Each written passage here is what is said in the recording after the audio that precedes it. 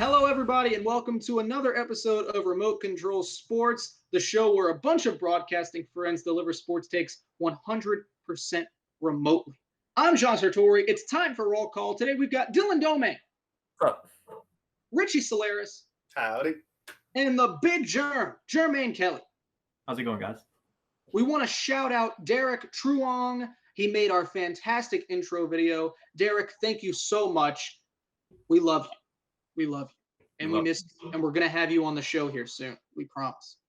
All right. On today's episode, we've got NFL draft prospect Chason Virgil. He's going to join us for a fantastic interview. Stay tuned for that. It was awesome. We cannot thank Chason enough for spending some time with us today. We're also going to talk about our top 5 college football players of all time. Chason shares his, so stay tuned for that as well. And Major League Baseball, they may be returning within a month. They may start up in May. But before we get into anything, let's go over today's jerseys. Jermaine, I start with you. You're rocking the Thunder. Pierre Thomas. No, this is Marshawn. That's tragic. And that's a shame. My guy, Marshawn, my favorite cornerback, my second favorite player right now. And yeah, you have to. That I would tell people that's a Pierre Thomas jersey. Jermaine is sold on the fact that Marshawn Lattimore is better than Stephon Gilmore, and he is set on that. I think he is. Changed my mind. I don't think I'd say that. Richie is saying that with everything in his background. It's true. Yeah, that's fair. That's fair. Richie, is that Earl Campbell? No. This is Larry Zonka. Very good. Earl Campbell wasn't a bad guess, but no, this was my dad's favorite player growing up. Just the biggest back. He was honestly, I don't know, whoever's watching, if you have a lot of experience with old school, but if you don't, Larry Zonka was the old-timey Mike Allstott, just a monster of a human being, just a truck. Miss Mike Allstott. Hope he's doing well. Dylan, you've gone formal today. Yeah. Oh, in honor of Chason Virgil joining us on the show later, former Southeastern quarterback. I still had to wear a Southeastern polo, kind of support him, but support our school as well. So yeah. What do you got on? I'm supporting Drew Gooden. Remember that guy who made the vine of road work ahead? I sure hope it does. Road work ahead? Yeah, I sure hope it does. He's my favorite YouTuber. Rebecca got me this shirt for my birthday. So that's who I'm wearing. All right, so on today's episode, we've got Chason Virgil, NFL draft prospect, Chason Virgil, a quarterback going into the NFL draft this year. He's our first ever guest, so we thank Chason so much for his time. Very busy guy. It's a great interview. Stay tuned for it. We've also got our top 5 college football players of all time. Chason is going to list his. We've got ours. There are a few surprises in there. But let's start with this. Right after we got done filming on Monday, Major League Baseball announces they plan to play in the month of May. Dylan, I start with you. Baseball guy Dylan Domingue. What are your thoughts on this? I'm not really surprised. It's kind of what I thought. And it had some kind of idea with what we talked about on our first show. It's that they're going to play a lot of games. That I had the idea that they were going to play a lot of games in Arizona. And then they announced that they're going to play all their games in Arizona. They got 10 plus games out there. My only problem with it is it's so hot in Arizona. That's why they play all those spring games there, because it's not as hot. But you're going to be playing in the summer in that heat. That's going to be a lot. I don't think any fans are going to be going to the game. I just think they want to have a season. And I think they're kind of going to anything. And instead of how we talked about having neutral sites and having just random stadiums around the country, they're putting it all in one area so all the teams can stay in one area. And, of course, before any team plays the game, they're going to swap every player, make sure every player is safe. But if one player gets it out there, or one team, or someone on the team, a faculty, one gets it, it's over. Season shut down. I like to think that Rob Manfred just watched the show and thought, that's a good idea that kid who looks like Sheen has. We should just play in Arizona. Richie, my concern with this is the same one that we had when we talked about the NBA's possible cancelization on the last show. It feels like we're jumping to conclusions really quickly. And Major League Baseball deciding on a May startup date does not give them much time to change their minds. No, I think it's a big mistake. I think it's very presumptuous that, that the way this virus is still currently going along, that the country will be pretty close to okay. We still have no timetable on a vaccine. Things are not slowing down at all. And yes, Arizona and all these games being played near Phoenix, there's a lot of facilities, and that's great. But you got to think about the number of people that are coming in just for one single team. I mean, players, coaches, other essential staff members, all the people who are going to be working at these facilities, getting them ready. So that's just for one team. So now you bring in all these guys from the MLB. It's going to be a lot of people. It's going to create major gridlock for the city of Phoenix. It's going to be putting the general public at risk, because it's not like you're having, games all over the season. No, you have every single MLB team in the city of Phoenix. I think that is a terrible idea. I think it's way too presumptive to go ahead and say, you know what, May will be fine, because we still don't know what's going on. A lot of the medical professionals are still saying, sports leagues, as much as people miss it, that shouldn't be the focus right now. I think it is a big mistake to say May. I even think saying June would be still too presumptuous. I think you got to see how this all plays out. I think it is a terrible idea. Richie, I think this is all about you wanting your prediction to be right. No, I think you are scared of my prediction being right. Yeah, that's it. Yeah, you got me 100%. I just don't want to be wrong. You got me.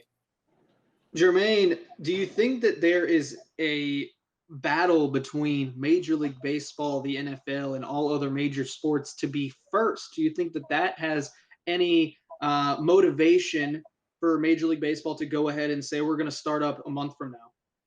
I don't really think so, because if you look at the general public, say on Twitter, you're gonna have your NBA Twitter and your NFL Twitter and all that type of stuff. But it's just these sports are going to get watched no matter when they start. You can start the NBA in October and it's still going to get watched if you start it tomorrow. So I don't really see it like that. The MLB, I think they want to start soon, because they play 162 games, and that's going to be tough, and you got to have an off season. I'm pretty sure after this season that's delayed, they're going to want to start the next season on time. So I don't think there's a competition to be first, because they're all going to make their money once they start back, and they're going to make it in boatloads. Yeah, but don't you think, because if you start up now and you're the only sport, you're going to make more money? Because personally, I watch the Indians. The Indians are the only team that I will sit through a 9-inning game to watch until it's the postseason. If there's no sports on, I'm going to watch baseball. I don't care who's playing. It can be the Royals and the Orioles. I don't care. NFL Twitter, NBA Twitter, they're going to watch if they have any interest in baseball, more so than a casual fan would. So do you think, that's got to be in the back of their minds. Anybody can. It's got to be in the back of their minds for motivation. If we're the only thing going on, people are going to watch. Yeah, well, that is a good point. I feel and I know certain people are just dead set of baseball is boring and I'm not going to watch it. You can't pay me all the money in the world to watch it. But I think that that's a good argument, that being the only game in town. But I think what you want to keep in mind first is, like Richie said, you have all 30 teams in one place in Arizona. You just want to keep everybody safe before they even, and I think they did jump to conclusions by saying that, hey, May is that's the start date. They did jump to conclusions, but we'll see how it plays out. The last 3 Sundays, I've watched virtual NASCAR racing on Fox. How is that? It's beautiful. It is beautiful. The graphics are fantastic. The problem is it's virtually unwatchable because they just crash all the time. There's no continuity whatsoever. One thing I've seen, we were talking about with baseball, one thing I've seen that they had talked about doing, if that was to even happen for them to go to Arizona, is they would have double headers, 7-inning double headers almost every day. That's tough on the athletes. Very tough. That's because playing one double header is enough. But now it's acting like you're playing an extra inning game every single day, and that's going to wear out the pitching staff real quick. All right, I want to real quick. I want everybody to go around. I want to know your percentage on this actually happening, 1 through 100. What is the likelihood that we have baseball in May? I'll 60. Okay, 60? Yeah. that's really high. I have late May. I would say a 10% chance, and I only give it 10% because of what John, you and Jermaine were just talking about of wanting to be the first sport back. That, to me, would be the only reason why they come back in May. I'm really hoping for some baseball soon, so I'm going to go 40%. I'm going 7%. I just don't see – this feels a lot like what Bob Huggins did with saying we can start the season. I mean, with the NCAA tournament, obviously this is much more realistic, but it just it felt really rushed. And there wasn't a lot of logistical thinking with it. I'm going 7%. I just don't see it happening. We move into something that actually is guaranteed to happen and technically is a sport. Horse, the NBA putting on a horse competition with active players, former players, and a few of the WNBA's best players. Dylan, will you watch this? I will. I'm interested to see how it works. I'm interested to see how one person shoots from their house and another person shoots from theirs, and seeing from that, I'm interested to see not just the shot, but the lead up into a shot. Whether you gotta send yourself an alley-oop, because I know Trae Young came out and said no dunks, but someone's gonna break it out. Someone's gonna do something. I want that. I don't want people just to be shooting on TV. Oh, I'm gonna take a 3-point shot here, and then, I want action with it. I want someone jumping off a trampoline going into it. Something like that.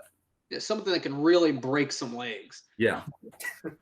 My argument with this, Richie, everyone growing up, name one court that the 3-point line was your 3-point line at home. How is this going to work? It's going to be on an honor system, man. I think honors. This is about to be a mess. Listen, these are all professionals, and sure, as much as they're going to want to, show off and win, I think that everyone involved in this realizes that it's going to be good for the entire country to see something fun like this. I think more so than anything, I mean, NBA players, they're so creative when it comes to things like this. And with not much being able to go on and people being stuck in their homes, man, if I'm participating, I'm sitting at home just thinking of different shots I can make. That's what I'm focusing on, making sure that anyone who watches has a fun time. I think it's a great idea. I'm not worried about the 3-point line and the measurements. I think it's just going to be a fun time for all of them. If you don't win, whatever. If you win, great. But you have fun doing it, and everyone in the country is going to have a good time watching it. Jermaine, when I first heard about this, I immediately drew a comparison to the NBA attempting this 2K tournament, which is still going on, with players only. When it first came out, I said, that sounds great. I'll watch that. I watched it. I hated it. And now I want it to go away forever. Do you think that there is the same risk of this falling flat on its face like that tournament has, where they're just throwing out content and none of it is landing? No, see, I didn't care too much for the 2K contest, 2K tournament either.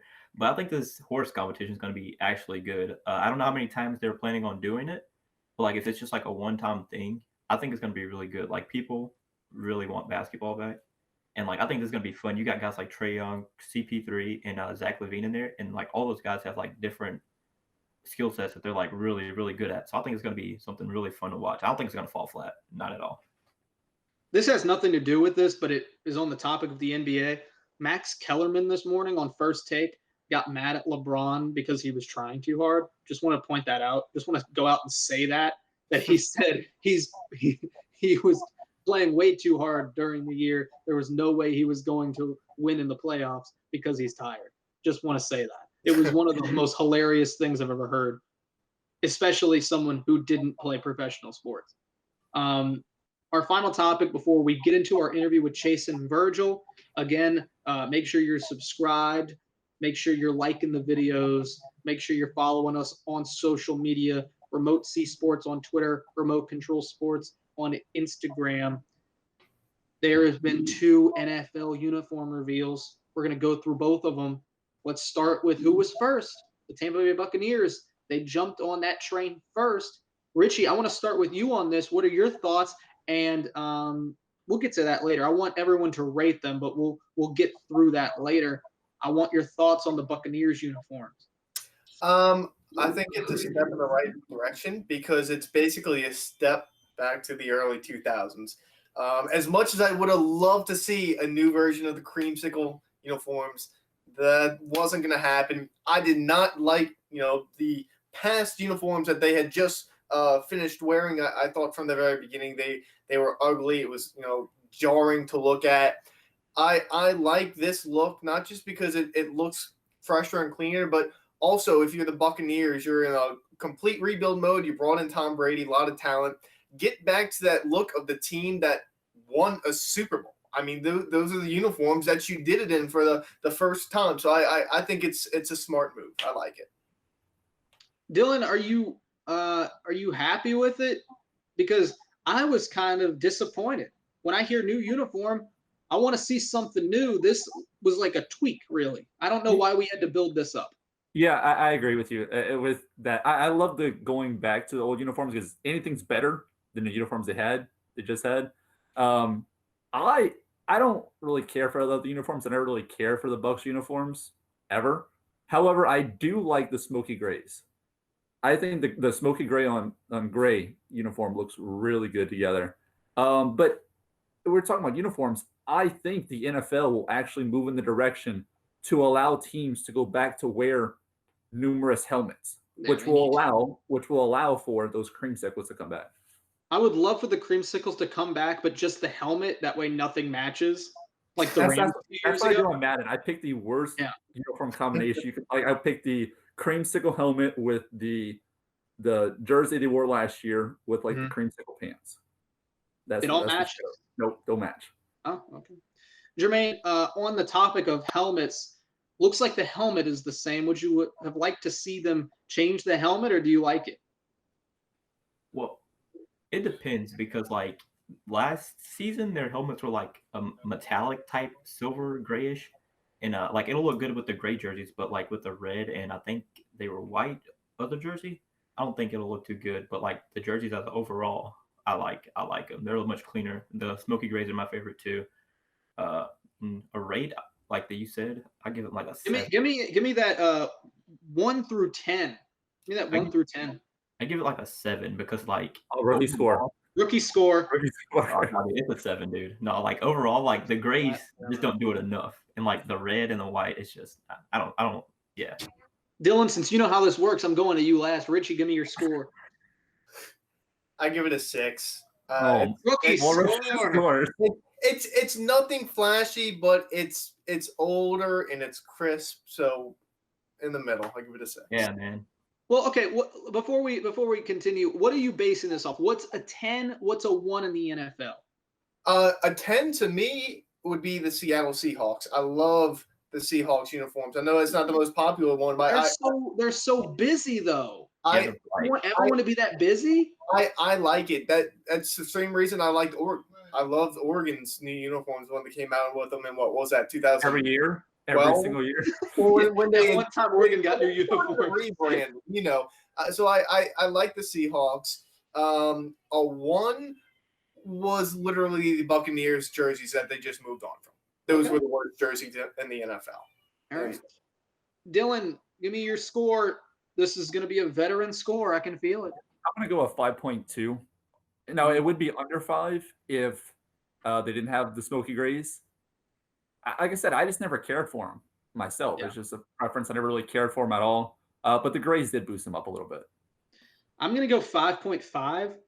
We're close. So look, we're matching. Yeah, exactly. Professionals. This is more of just a personal opinion. I really just love red and black, and I wish they would go red and black and kind of move away from the silver a little bit. And as much, I really like the helmet. But I think that if you're going to go with a new uniform, give me a new helmet. Yeah. And this goes for the Falcons as well. We're about to get into the Falcons.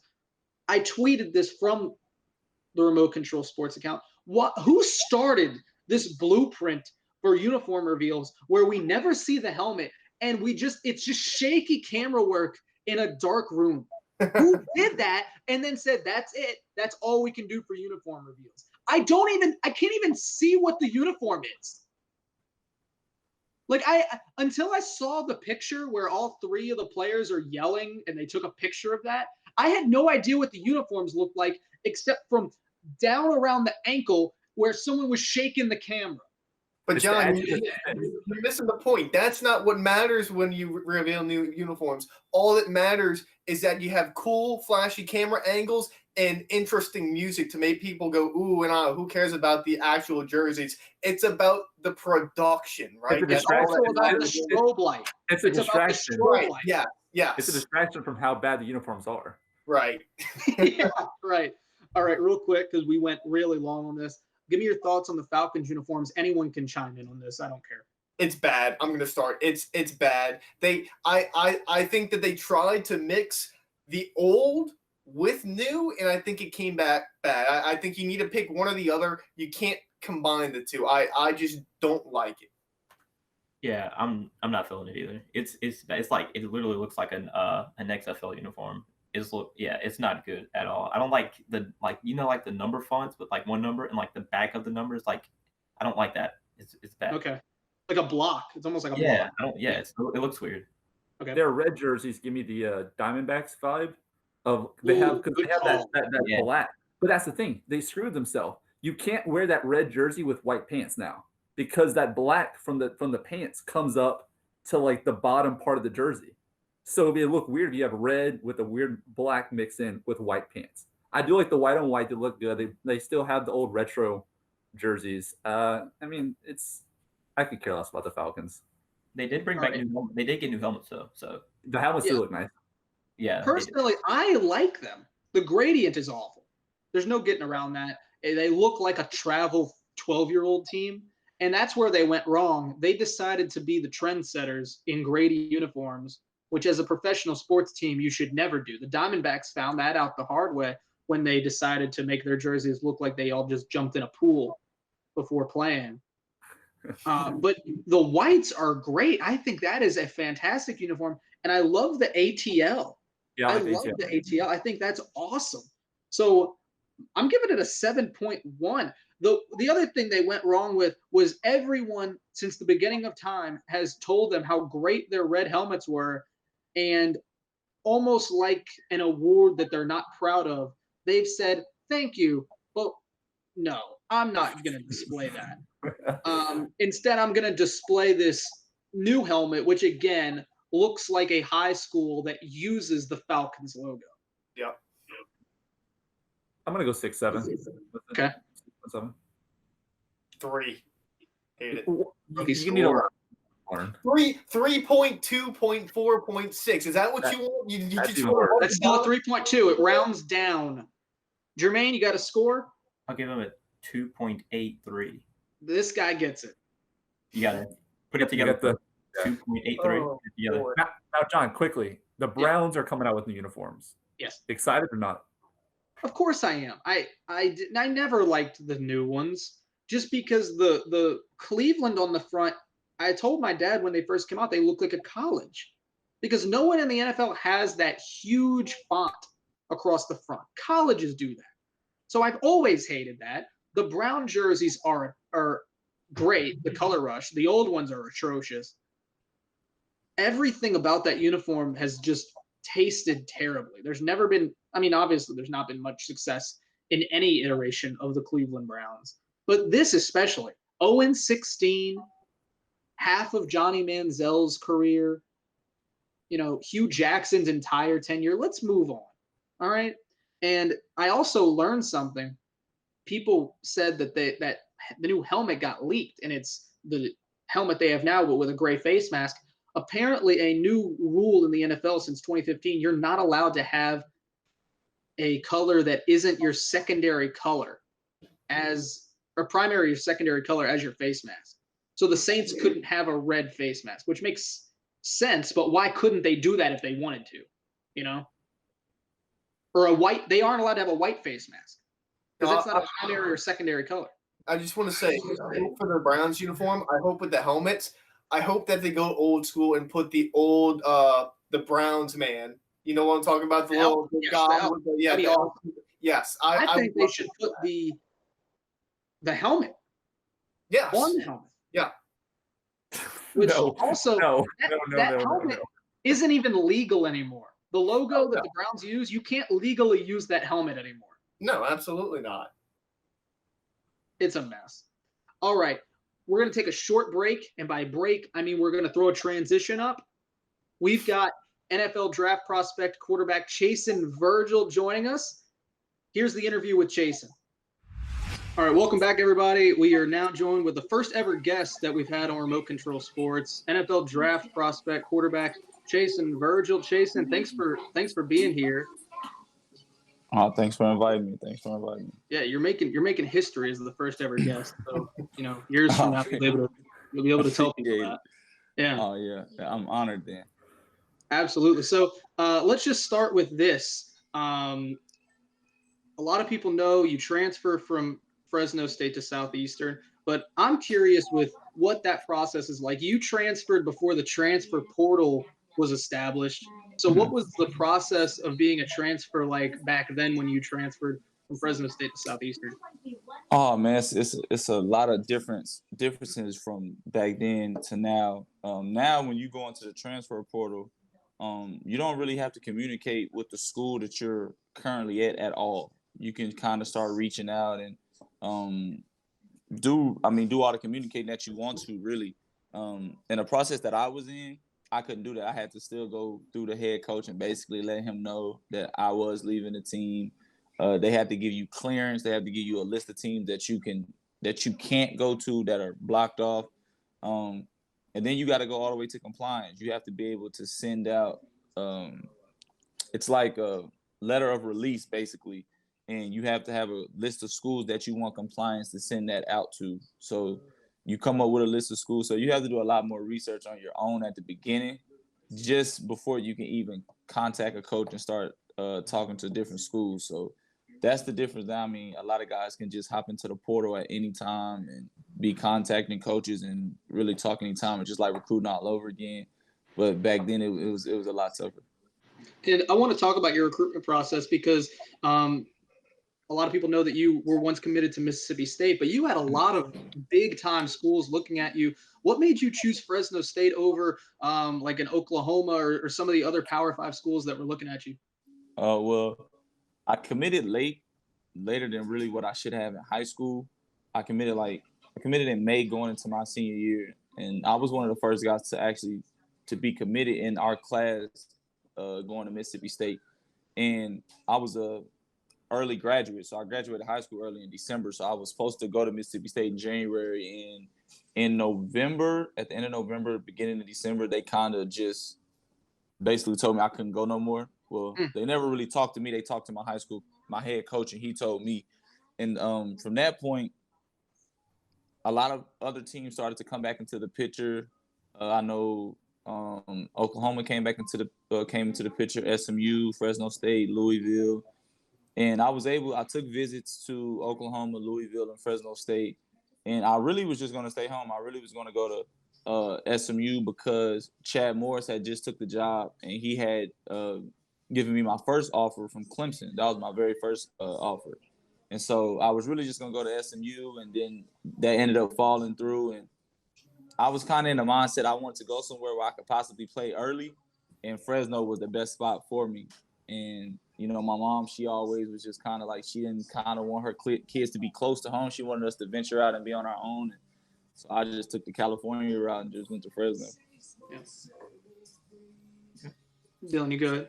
Yeah. So now we'll kind of go from the Fresno to Southeastern. Obviously, you come into Southeastern with a new head coach as well, Coach Selfo, and he basically gives you the reins to his offense immediately. And I was at that first game that you played, Coach Selfo, coach, at ULM, and I know the Southeastern lost, but I mean, you drove them down the field to almost upset an FBS team on your first game here at Southeastern. Was that the moment that you were like, this team's really special? I think it was before. I just knew the way that we came together. Really just in the process of me being there in the spring. Like you said, I got there in the spring, and me and Coach Selfo were basically kind of new because actually Coach Rob actually recruited me, and then when I got there, he ended up taking a job at Lafayette, and so I came in, I was new, Coach Selfo was new, so really, everybody was just trying to get comfortable with each other, and I think that we kind of did that faster than what normal programs are able to do in order for us to really go into that first game and have the success that we had. But I mean, as you can see, as the season went on, it didn't stick like how we wanted it to. It didn't continue to grow. And part of that was just, like I said, everybody was still learning each other. I wasn't trying to step on people's toes just because I was a new player there, and I was just still trying to build relationships with everybody. And but for how we did it going into that first game, I thought it was very promising, and we were a good team. We just didn't capitalize on everything like we wanted to.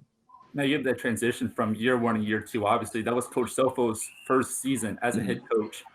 First time you're here, so you're a new starting quarterback, not only for the school, but all these players too. You're connecting with all these players for the first time. Yep. And you can totally see a difference between year one and year two. Not only on the offensive end, but really the whole team. And the success really showed, obviously, getting into the second round of the playoffs. Talk about that transition from year one and year two and the success that you had in year two.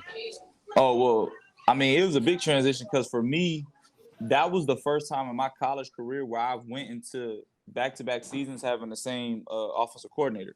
So usually I was always used to having to learn a whole new system and try to master a new system going into the season. But, this time, Coach Stevens was already there the year before. We ran that system. And so going into the spring offensively for us, we already knew the plays. We knew how to run them. I think we took the next step in learning why we're doing what we're doing. And that is what helped us be so successful into the season and help us pull out wins in late games. Defensively, I think when Coach Guidry came, he just brought them a different energy. The players really didn't change much. Obviously, we had some young guys on that side of the ball the year before, and we even played some young guys this year. But I think Coach Guidry just brought a different energy on that side of the ball.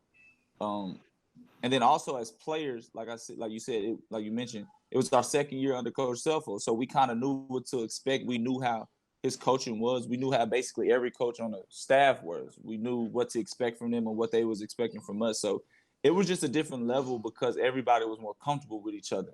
And I think that showed throughout games. You never really seen us panic. You just kind of see everybody being able to communicate with each other because we were really comfortable. No, anything? Oh, me or Richie? Your name is Jermaine. Oh, my bad. I heard Richie start talking. All right. So, I'm sorry. Oh, no, you're good. You're good. All right, Chason, I've been a fan of yours since I've been watching you the last 2 years. And, you graduated and now you're a draft prospect. I just want to know, what has your preparation towards getting ready for the draft been like? Oh, man, it's been crazy. Just because, I mean, you kind of don't know what to expect, man. It's, it's not like we're a big time draft prospect where it's like, that you're probably going to get picked in the draft. You know what I'm saying? And so now everything is a lot different because we were really gearing up for Pro Day. Pro Day was like our big interview for us. We weren't invited to the combine. And all the guys that graduated with me were seniors. We were really trying to have a really big Pro Day for Southeastern. And unfortunately that fell through due to the coronavirus and things like that. But now it's just kind of different because now it's a waiting game. You kind of start doing stuff on your own. Like, we filmed a mock Pro Day with the people that I was training with. And, you just got to kind of hope that teams were really interested in you before your Pro Day. And so, a lot of guys didn't really want to get agents, but now you kind of need one. Yeah. So my last question is, I was a big fan of yours, watching you play at Southeastern.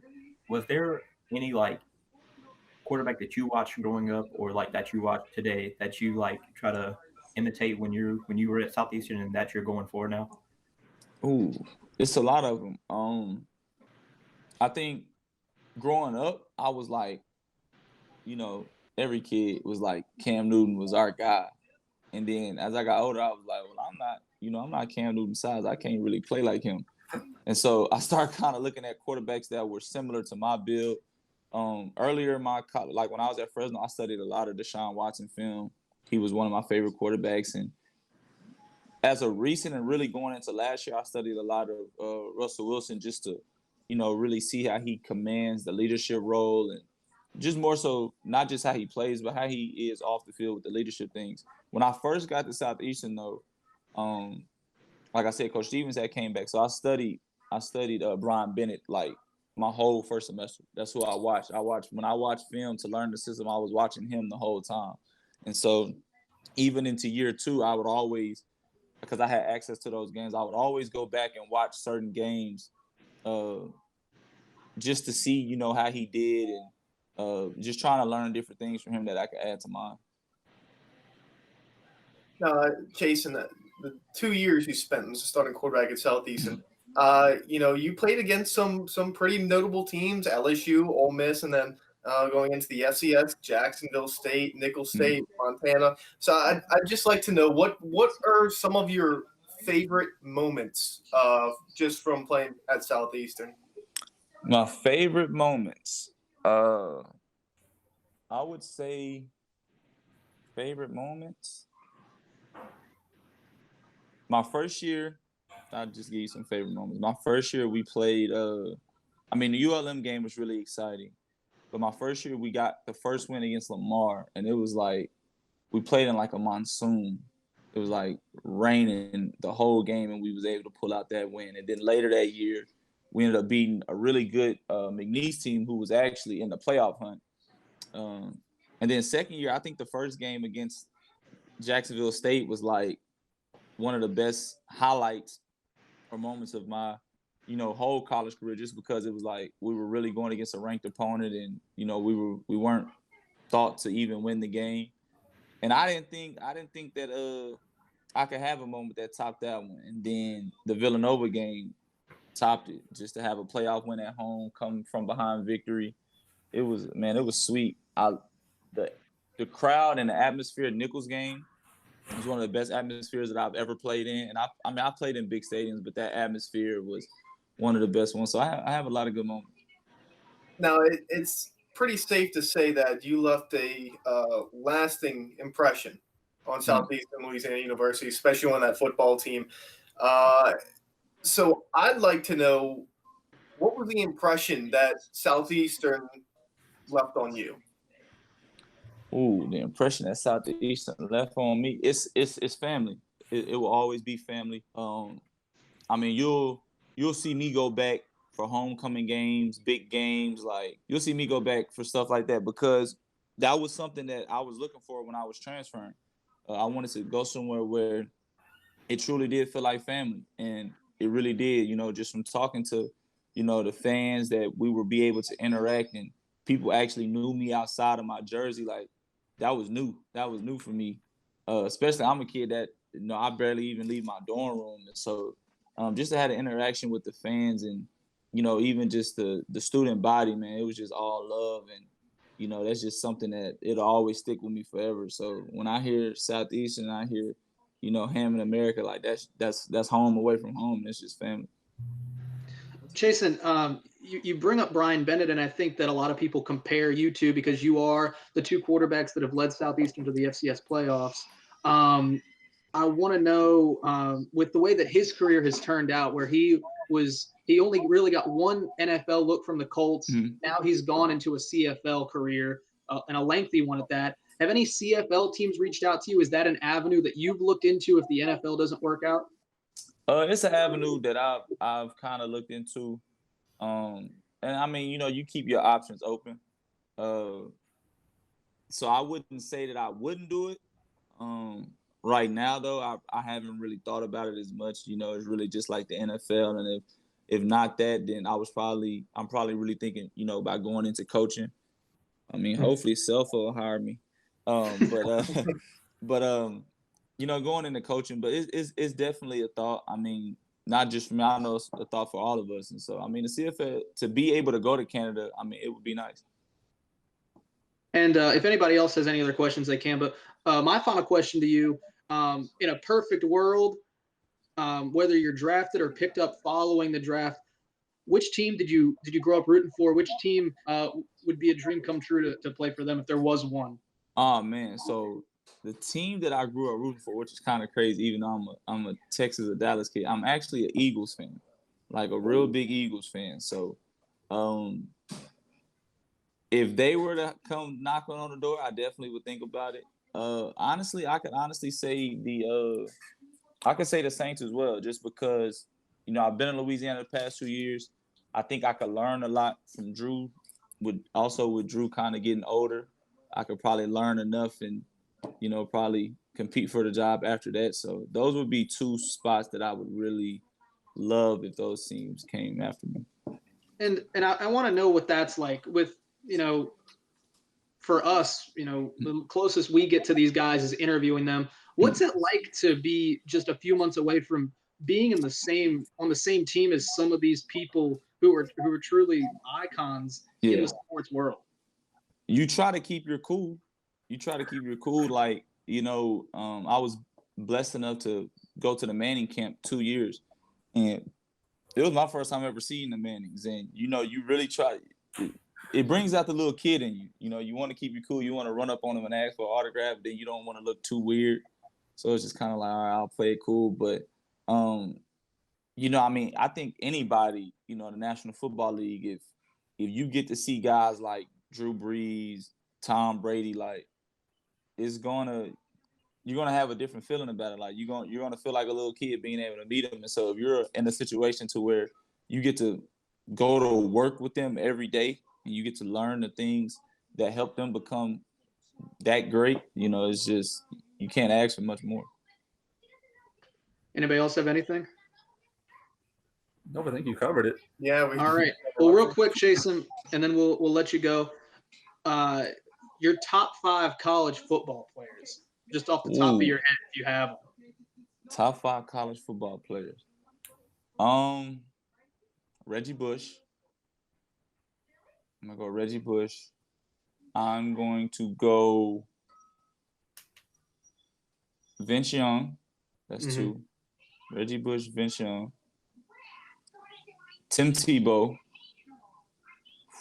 I know I'm missing some people. Reggie Bush, Vince Young, Tim Tebow. I will go Adrian Peterson. Okay, that's a new one. So that's 4 right there, huh? That's 4. Yeah. That's 4. For me, the 5th one, I'm gonna go Deshaun. All right. It's either Deshaun or Cam, but one of those guys for sure. You're going Deshaun over Cam. For me. I got you. Only because in college, you see like the quarterbacks out there, they all play more than 1 year. Mm-hmm. So true. It's a career thing. And what Cam did in his 1 year was great, but those guys put in years, like a career into it. So that's the only reason I would put Deshaun over Cam. All right, Chason. Before we let you go, anything that you want to promote? You have a social media you want to let everybody know about that they can follow you throughout your draft process?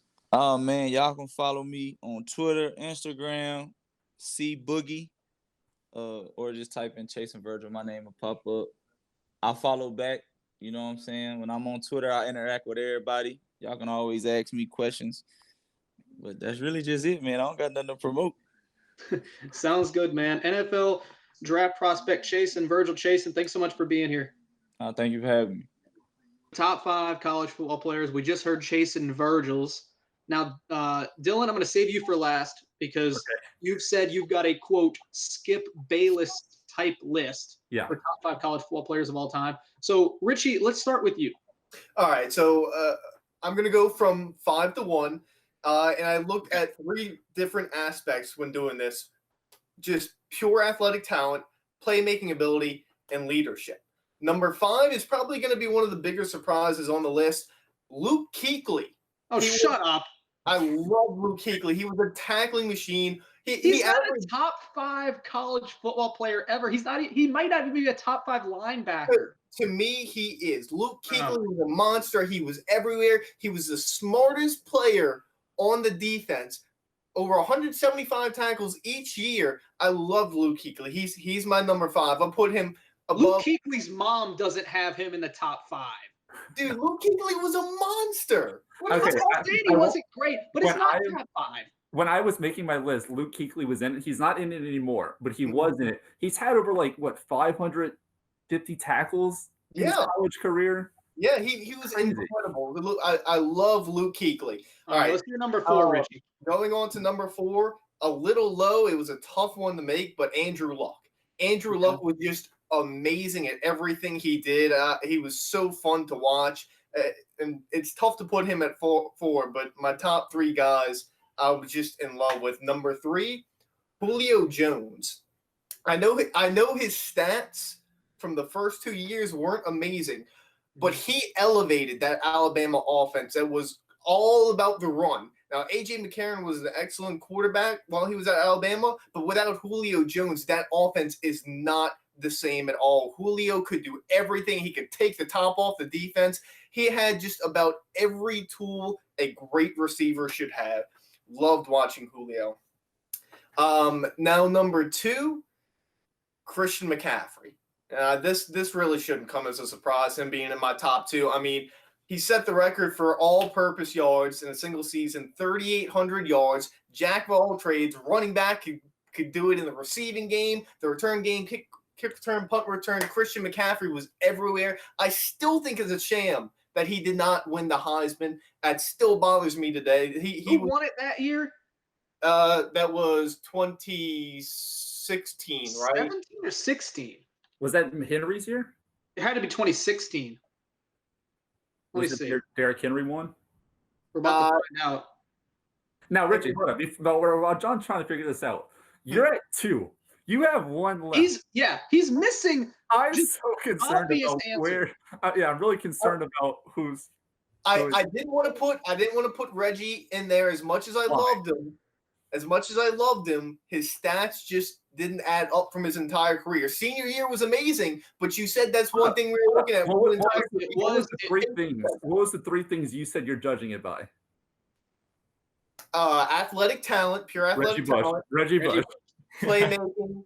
Reggie Bush. Leadership. Reggie Bush. He just – it was hard to keep him off of there, and I love Reggie, but Dylan, I'm going to stop here. I don't know if illegally playing is great leadership. There you go. No one knew. All right. Also, it was Derrick Henry who won that year. Yeah. Richie, who's your top player? Tim Tebow. By far the greatest player I've ever seen in college football, hands down. Very good. Very good. Jermaine, give me your top 5. All right. Well, I don't have a specific order. I didn't know. Neither do I.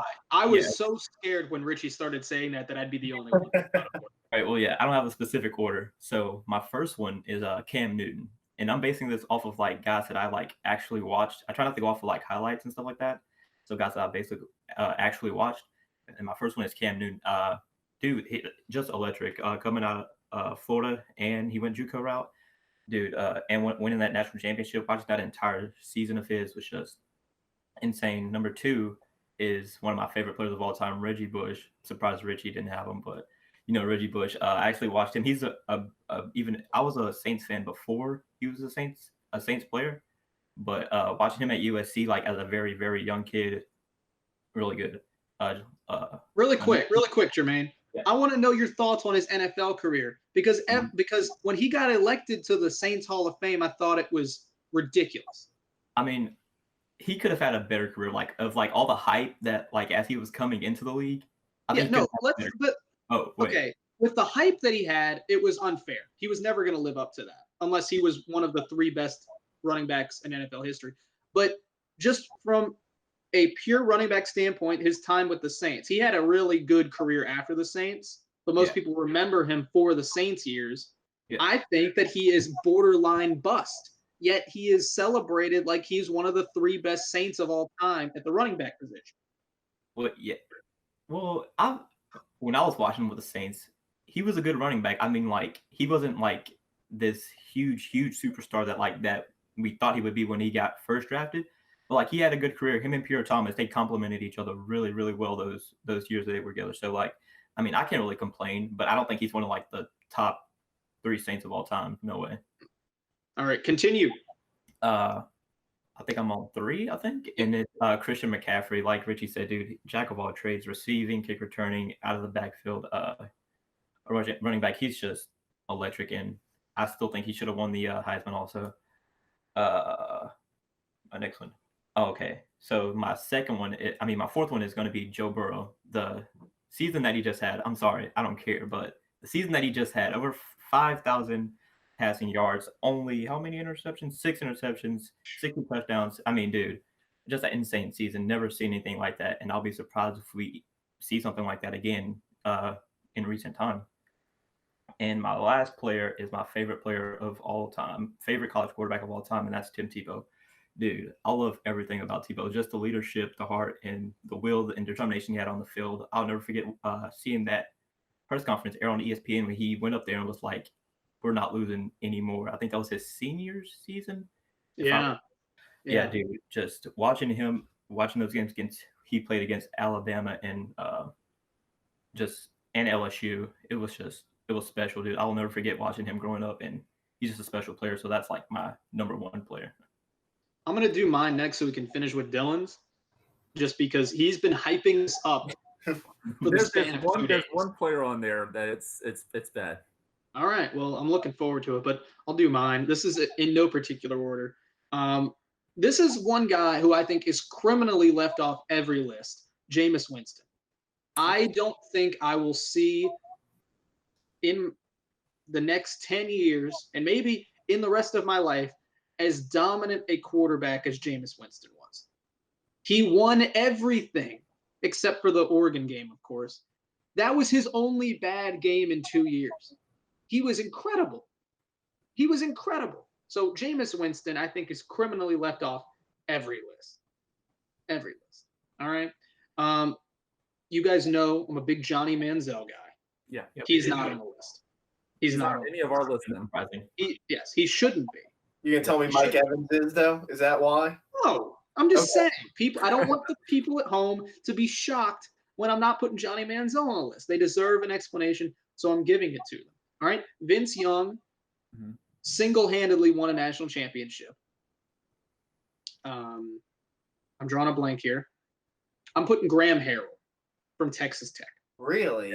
Graham Harrell. Now, it was between Graham Harrell, Case Keenum, and Colt Brennan. I personally like Colt Brennan the most of those 3, who just threw the ball 80 times a game, and it was electric. All right, but Colt Brennan got absolutely smacked against Georgia, which was the only Power 5 school he faced. And then Case Keenum didn't play anybody and didn't win enough. So I'm going Graham Harrell just because he led Texas Tech to the 2nd ranking, the number 2 ranking in the country at Texas Tech, which you're not allowed to do that. That's against the law at Texas Tech. All right.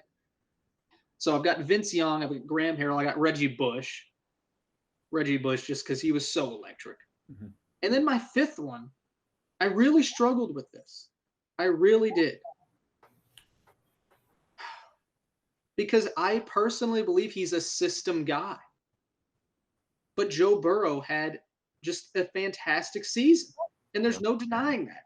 And it's even more impressive when you throw in the 6 interceptions.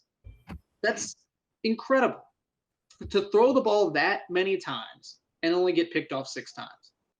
So actually, I take that back. Cam Newton's picking up Joe Burrow.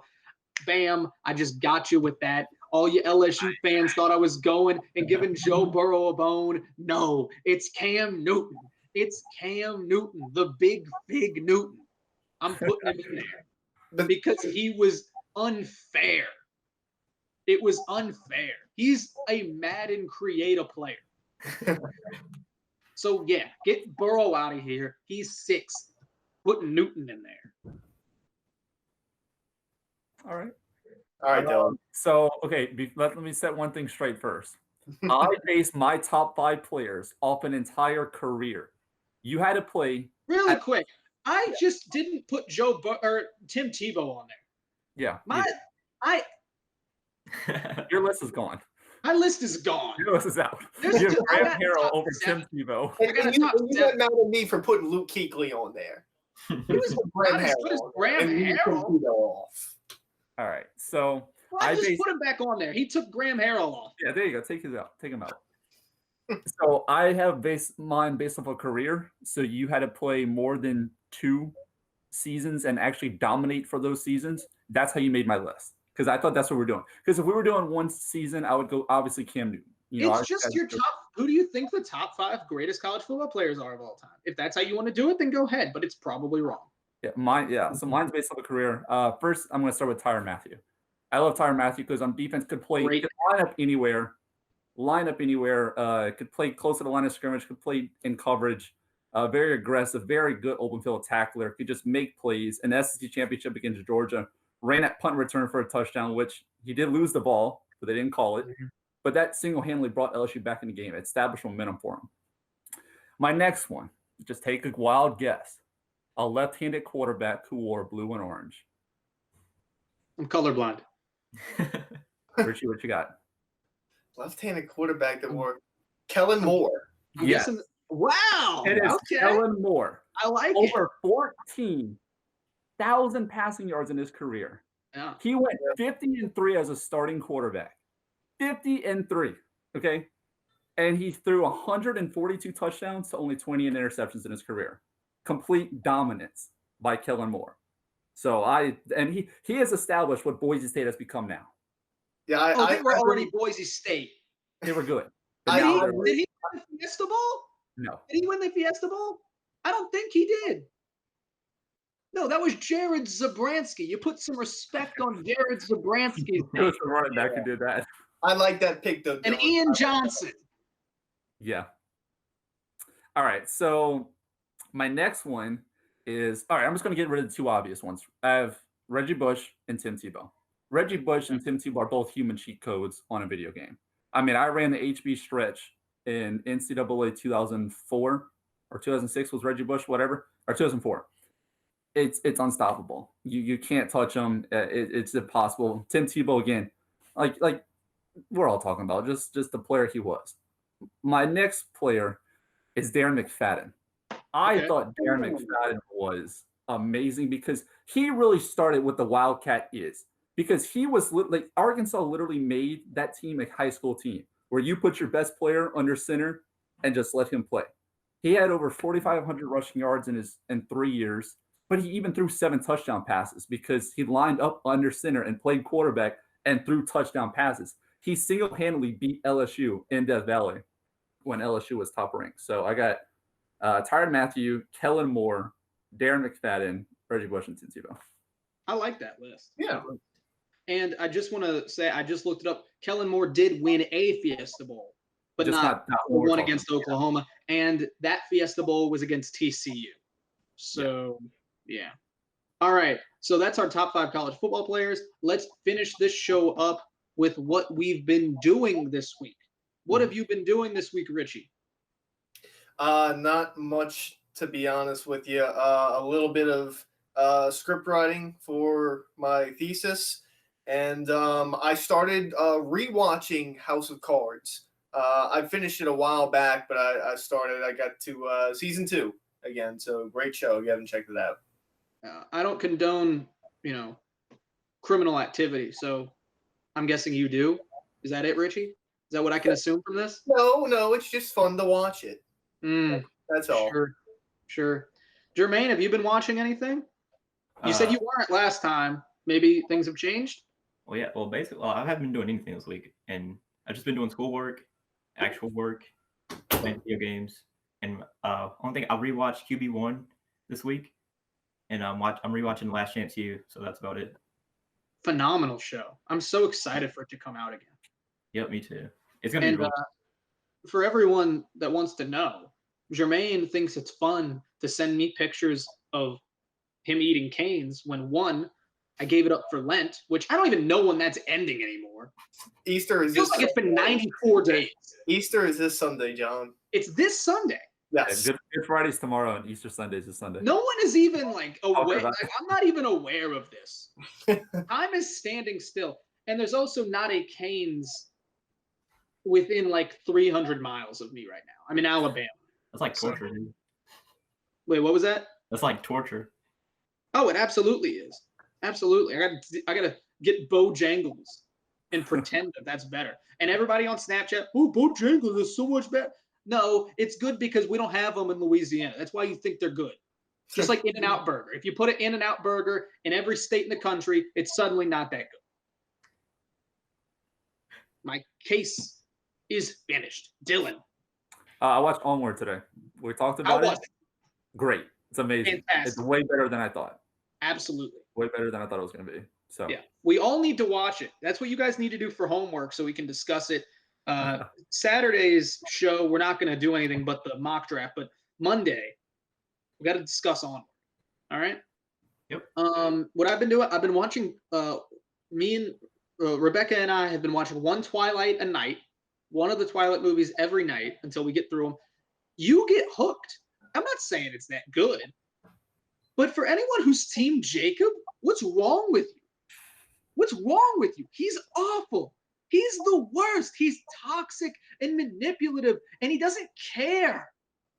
And like looking back to like middle school me and remembering that people were Team Jacob, what's wrong with you? What is wrong with you people? You guys need to watch that just so you can understand how I'm going to take a one-sided pass. it is. I'm going to take a pass on that. Yeah, I'm It's proud. not awful. It's I'm really proud. I'm on the team never seen Twilight, and I will stay. There we on go. that's a team. You can pick that team if you I'll actually watch it. I'm on it. I'm actually curious again. want. All right, guys. Make sure you're subscribing to Remote Control Sports. That way, every time a video comes up, you are the first to know. The first to know. It's right down there. Right down there. Click that subscribe button. Follow us on social media, on Twitter, Remote C Sports, Instagram, Remote Control Sports, and we're on Facebook as well. You can also listen to the show while you're driving, while you're cleaning the house, whatever you like to do. You can listen to it instead of watching it. We're available on Spotify, Remote Control Sports, and you can also listen on our Anchor page. More platforms are getting approved every day, but right now those are the two that we have. So anyway, Saturday's show, we're going to film it Saturday, probably get it up Sunday, where you're each going to go through a mock draft, a mock NFL draft. We're all going to pick the first round of picks, and hopefully our friend Chason Virgil somehow miraculously gets picked up by the Browns in my draft. But we will see. So until then, we will see you guys next episode. Thank you guys so much for watching, and we'll see you next time.